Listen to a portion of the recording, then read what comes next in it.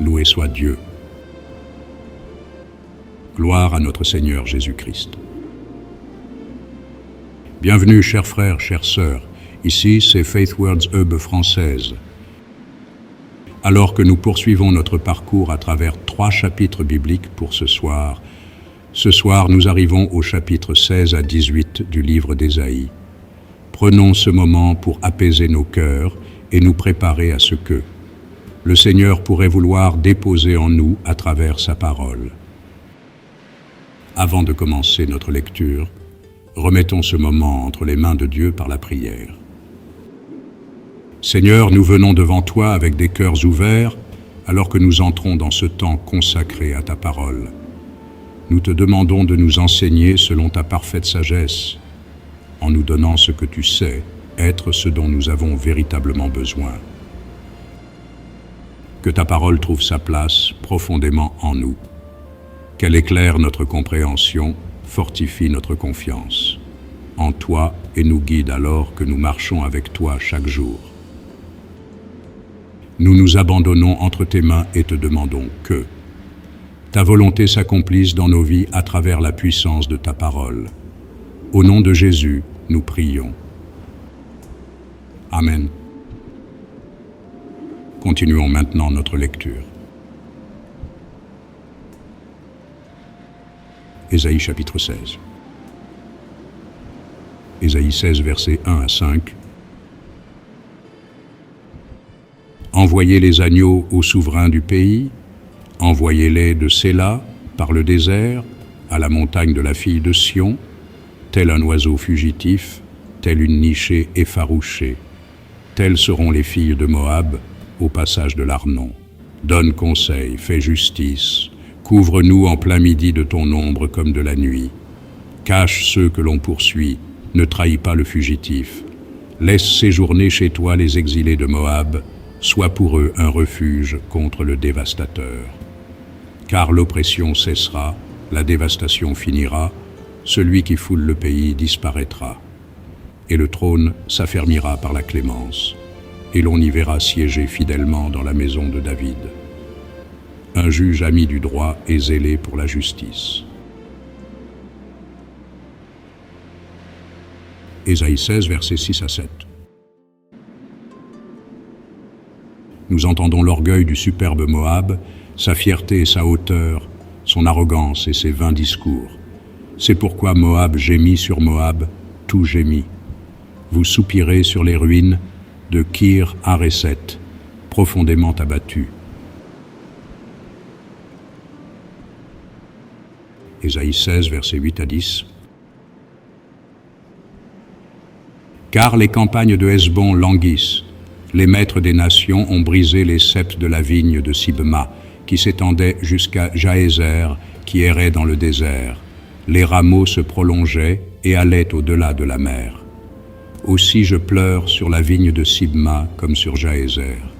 Je vous arrose de mes larmes, Hesbon et Léalé, car sur votre récolte et sur votre moisson est venu fondre un cri de guerre. La joie et l'allégresse ont disparu des campagnes. Dans les vignes, plus de chants, plus de réjouissance.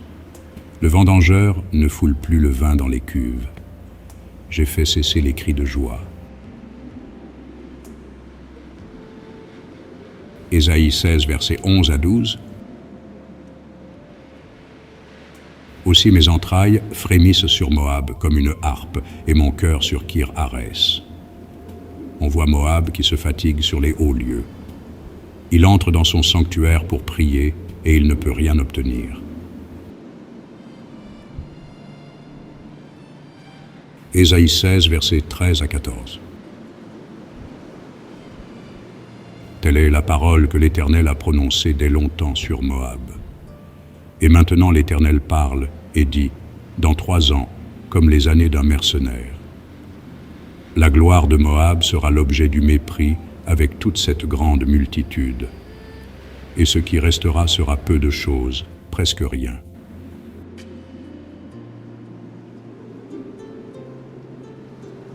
Ésaïe chapitre 17. Ésaïe 17, versets 1 à 3.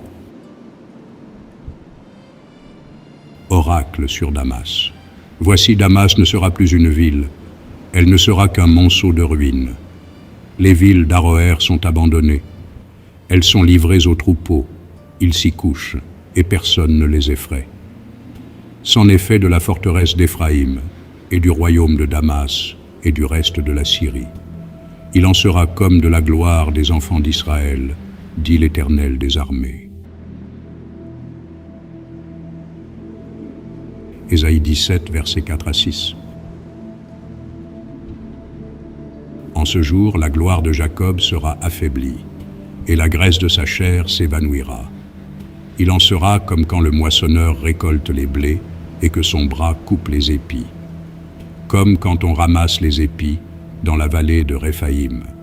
Il en restera un grappillage, comme quand on secoue l'olivier, 2, 3 olives au haut de la cime, 4, 5 dans ses branches à fruits, dit l'Éternel, le Dieu d'Israël.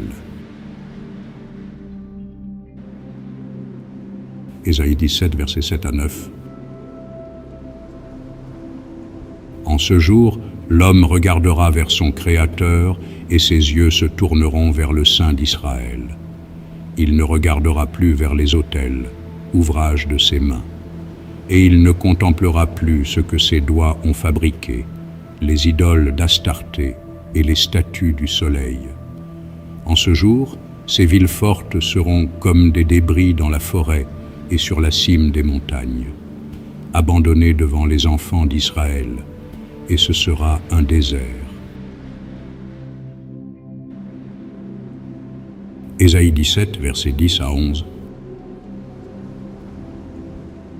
Car tu as oublié le Dieu de ton salut, tu ne t'es pas souvenu du rocher de ton refuge.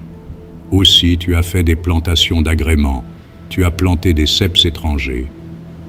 Lorsque tu les plantas, tu les entouras d'une haie, et bientôt tu les fis venir en fleurs. Mais la récolte a fui au moment de la jouissance, et la douleur est sans remède. Ésaïe 17, versets 12 à 14. Oh, quelle rumeur de peuples nombreux! Ils mugissent comme mugit la mer. Quel tumulte de nations! Elles grondent comme grondent les eaux puissantes. Les nations grondent comme grondent les grandes eaux. Ils les menacent et elles fuient au loin. Chassées comme la balle des montagnes, au souffle du vent, comme la poussière par un tourbillon. Quand vient le soir, voici, c'est une ruine soudaine. Avant le matin, ils ne sont plus. Voilà le partage de ceux qui nous dépouillent, le sort de ceux qui nous pillent.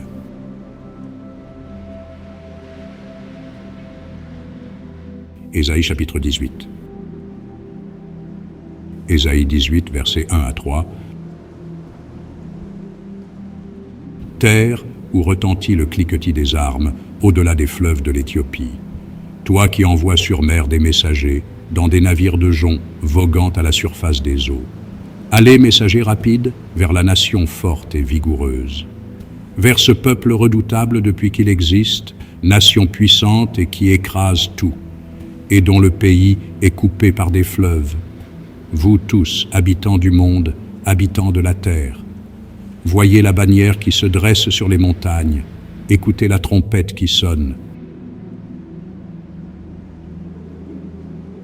Ésaïe 18, versets 4 à 6. Car ainsi m'a parlé l'Éternel, je regarde tranquillement de ma demeure, par la chaleur brillante de la lumière et par la vapeur de la rosée, au temps de la chaude moisson. Mais avant la moisson, quand la pousse est achevée, quand la fleur devient un raisin qui mûrit, il coupe les sarments avec des serpes, il enlève, il tranche les cèpes. Ils seront tous abandonnés aux oiseaux de proie des montagnes et aux bêtes de la terre. Les oiseaux de proie passeront l'été sur leurs cadavres, et les bêtes de la terre y passeront l'hiver. Ésaïe 18, verset 7. En ce temps-là, des offrandes seront apportées à l'Éternel des armées, par le peuple fort et vigoureux, par le peuple redoutable depuis qu'il existe, nation puissante et qui écrase tout, et dont le pays est coupé par des fleuves. Elles seront apportées là où réside le nom de l'Éternel des armées, sur la montagne de Sion.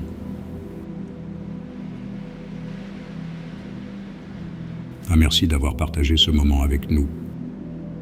Nous prions pour que la parole que vous avez reçue aujourd'hui continue de parler à votre cœur et porte du fruit dans votre vie dans les jours à venir. Que le Seigneur vous soutienne, vous encourage et vous garde près de lui où que vous soyez. Avec affection de la part de Faith Words Hub française.